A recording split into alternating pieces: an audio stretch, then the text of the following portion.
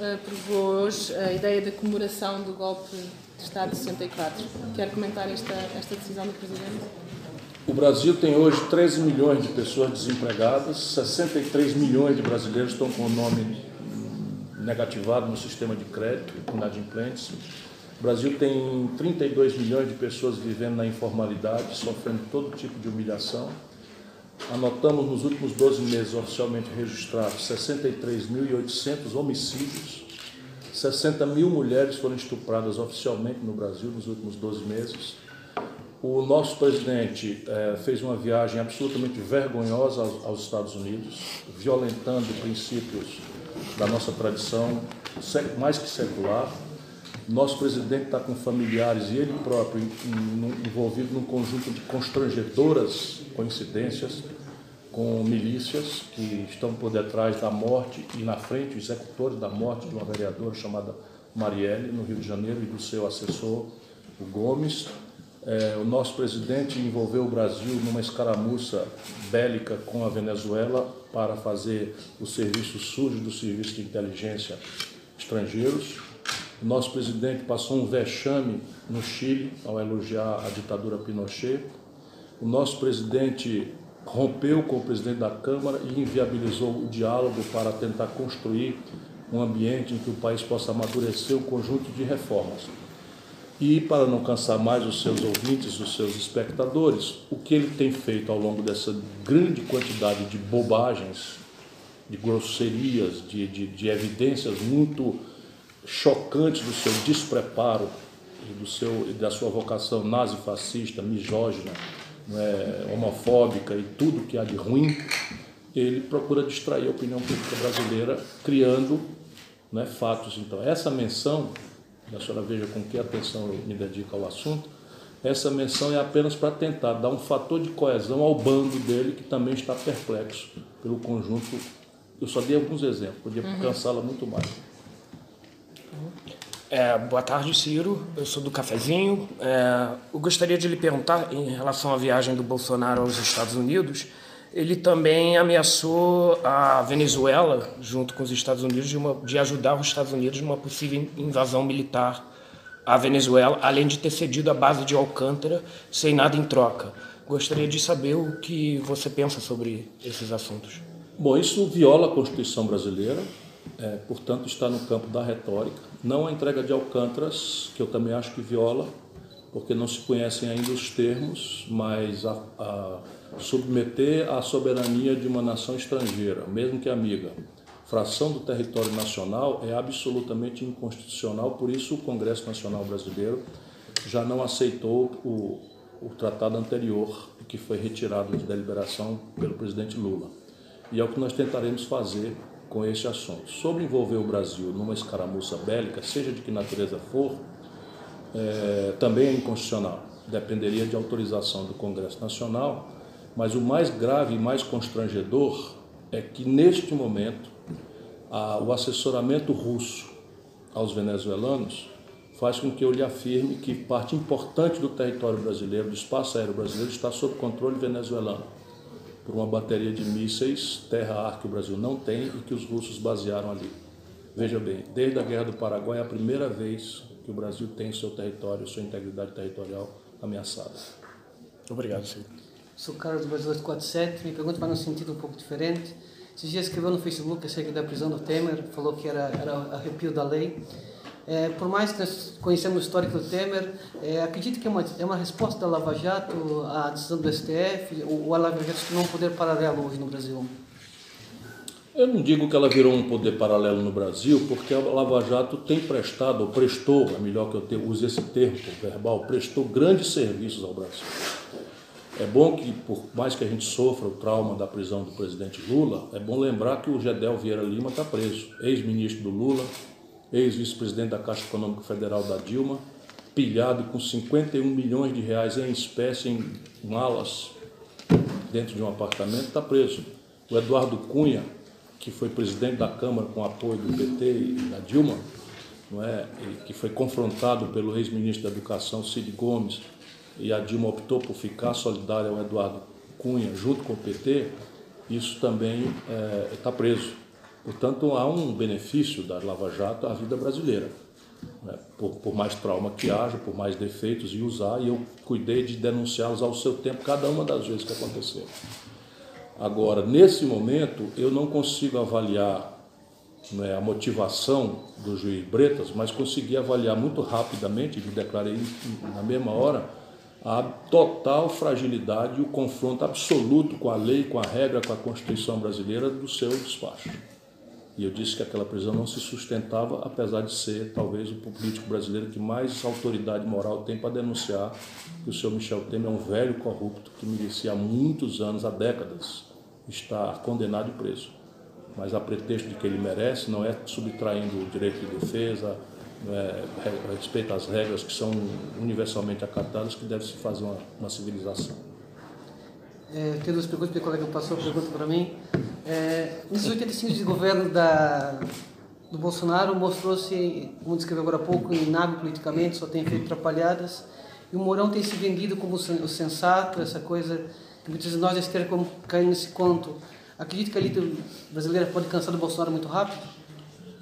A elite brasileira não tem o menor apreço à democracia, nem à decência, nem à ética, nem nada. A elite, ou fração da elite brasileira, tem interesse exclusivo no seu bolso. E é um bolso que enche sem produzir um pão e sem gerar um emprego.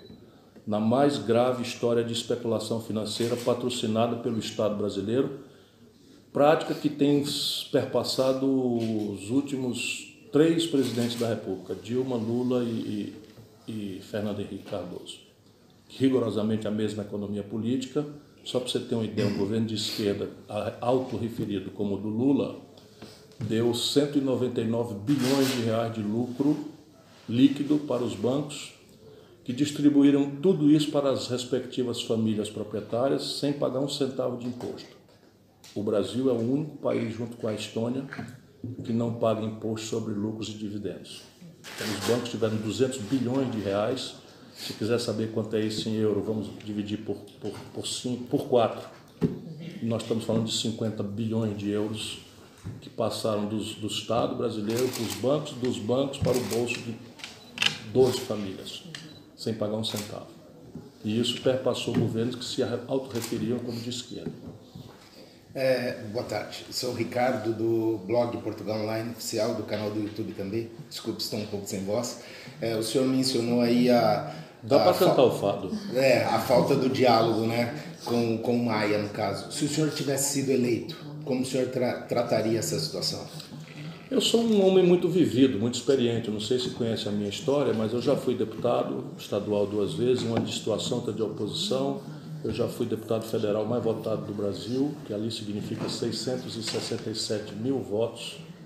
É bom que um português compreenda o que é isso. Eu já fui prefeito com 29 anos de idade da 5ª maior cidade brasileira, que tem mais de 2 milhões de habitantes. Já fui governador do 8º estado brasileiro, que tem 9 milhões de habitantes, sempre o mais popular do país. Nunca respondi por nenhum escândalo, nunca, nem para ser absolvido, que nada mais é do que a minha obrigação.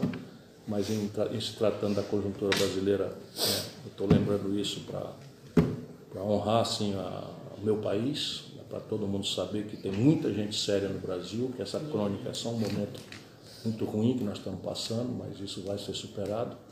E eu assumiria a presidência da República com essa vivência. A vivência básica entende que o parlamentarismo, que é de fato o desenho da Constituição brasileira, no Brasil virou um monstrengo, porque a Constituição foi desenhada para ser parlamentarista e na última hora o Sarney manobrou, o presidente Sarney, para introduzir o presidencialismo. E o Ulisses, que queria ser candidato em 89, nas primeiras eleições presidenciais, Ulisses Guimarães acelerou e não consertou essa imperfeição. Então hoje nós temos um Congresso que é monopolista do desenho institucional do país e não tem nenhuma responsabilidade com a sustentação disso. E um executivo que é responsável pela saúde dos negócios de Estado, pela qualidade dos serviços públicos, etc., pela vida da sociedade, e não tem potência nenhuma para o desenho institucional.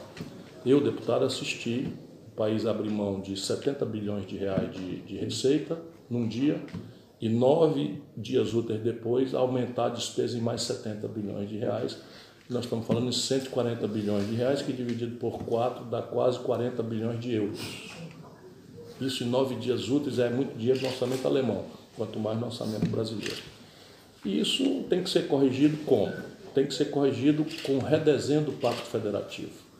Então você tem que, entre a eleição e a posse, primeiro você tinha que propor as ideias antes, como eu fiz, de maneira que você estabelece um certo conteúdo plebiscitário às eleições e não meramente a disputa, vamos dizer, superficial de frivolidades morais ou de identitarismos toscos, etc., etc., que demarcaram o debate no Brasil. Tem que discutir o assunto e obter do povo o apoio não para a sua personalidade, mas para a sua plataforma e seu conjunto de valores. Isso tem uma força muito grande.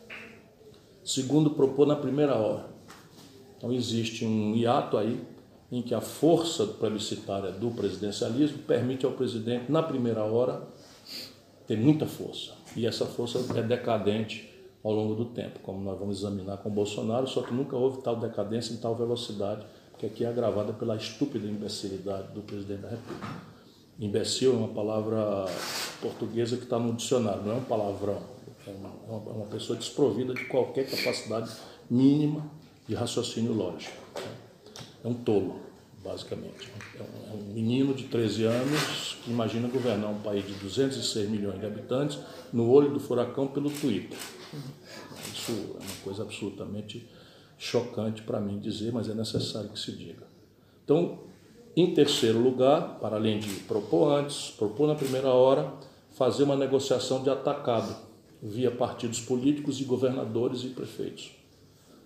Os estados brasileiros têm uma autonomia muito grande, mas estão, por regra, falidos. São coisas graves. Rio de Janeiro está falido, Minas Gerais está falido, Rio Grande do Sul está falido, Rio Grande do Norte, Mato Grosso, Goiás, enfim, são 17 dos 27 estados brasileiros que estão ilíquidos. E a União tem condição de fazer uma reestruturação dessa iliquidez em troca de um redesenho do Pacto Fiscal.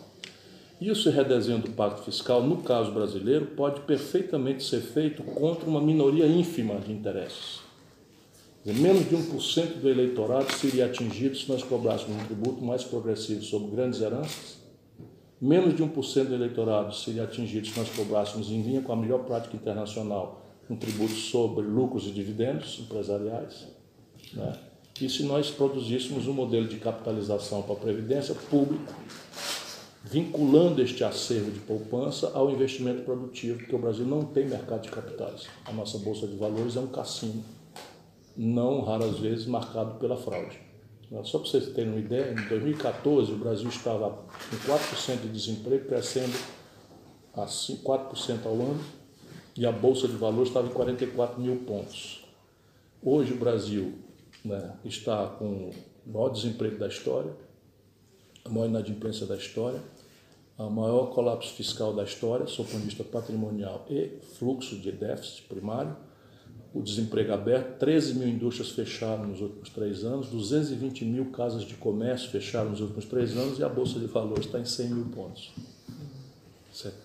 Revelando o absoluto descolamento deste cassino da vida real, mesmo da economia brasileira. Podemos contar então com a sua candidatura nas próximas presidenciais? Vou pensar 100 vezes, mas me mantenho lutando, me mantenho atualizado, estudando, né, e vou ajudar o Brasil a sair dessa. Não sei qual é o meu papel, mas vou. Obrigado pela presença de todos. Obrigado. E a gente convida vocês lá no